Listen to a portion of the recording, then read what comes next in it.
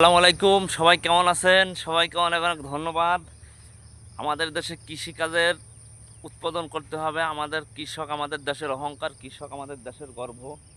হ্যাঁ, কৃষকের পাশে দাঁড়াতে হবে। আমরা কৃষকেরই সন্তান। আমরা গ্রাম ভালোবাসি, কৃষিকাজকে ভালোবাসি। কৃষক একটা জীবনে দৈনন্দিন জীবনে অনেক কষ্ট করে, হাড়ভাঙ্গা পরিশ্রম করে। তাদের হাড়ভাঙ্গা পরিশ্রমে আমাদের মাঝে সুন্দর সুন্দর ফসল উপহার দেয়। ধান, পাট, হ্যাঁ, নানান প্রকার সবজি আমাদের উৎপাদন করেন তারা।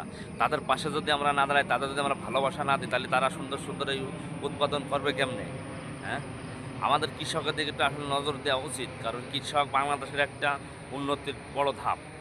ঠিক আছে, এই কৃষকই আমাদের সব। এই কৃষকে যদি আপনাদের সুন্দর সুন্দর সবজি উপহার না দিত, তাহলে আমরা সুন্দর সবজি কই পাইতাম?